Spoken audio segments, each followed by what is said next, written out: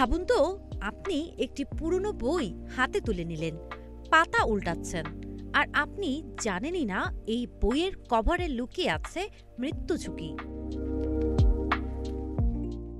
হ্যাঁ, পৃথিবীতে সত্যিই আছে এমন বই যেগুলো মানুষকে অসুস্থ করে দিয়েছে, এমনকি মৃত্যুরও কাছে নিয়ে গেছে।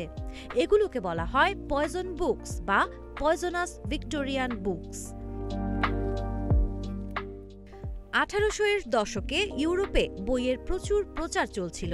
প্রকাশকেরা বইকে আকর্ষণীয় করতে ব্যবহার করত উজ্জ্বল সব রং। এর মধ্যে সবচেয়ে জনপ্রিয় ছিল এমারাল্ড গ্রিন, যা দেখতে অপূর্ব চকচকে সবুজ। কিন্তু সমস্যা হলো, এই রংটি তৈরি হতো আর্সেনিক দিয়ে, যা পৃথিবীর সবচেয়ে বিষাক্ত রাসায়নিকগুলোর একটি। ফ্রেশ রাইস ব্র্যান অয়েল, সুস্থ হার্টে সুন্দর আগামী। যে বইয়ের কভার বা কালি এই রঙের তৈরি হতো, সেগুলো থেকে ধীরে ধীরে বাতাসে আর্সেনিক পাউডার ছড়াতো। ফলাফল, যে কেউ দীর্ঘ সময় এই বই স্পর্শ করত বা শুঁকত, তার মধ্যে দেখা যেত কিছু উপসর্গ, যেমন মাথা ঘোরা, শ্বাসকষ্ট, ত্বকে জ্বালা, বমি এবং দীর্ঘমেয়াদে ক্যান্সারের ঝুঁকি। 2018 সালে গবেষকেরা 3টি বই খুঁজে পান যেগুলো এতটাই বিষাক্ত ছিল যে এগুলোকে লাইব্রেরির সাধারণ শেলফে রাখা নিষিদ্ধ করা হয়।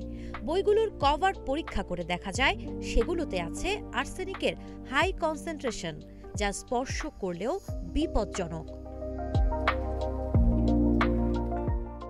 আজও দুনিয়ার কিছু লাইব্রেরি আছে যেখানে এই বইগুলোকে রাখা হয় বিশেষ এয়ারটাইট বক্সে। এগুলো গ্লাভস পরে খুলতে হয় এবং শুধুমাত্র গবেষকেরাই এগুলো দেখতে পারেন।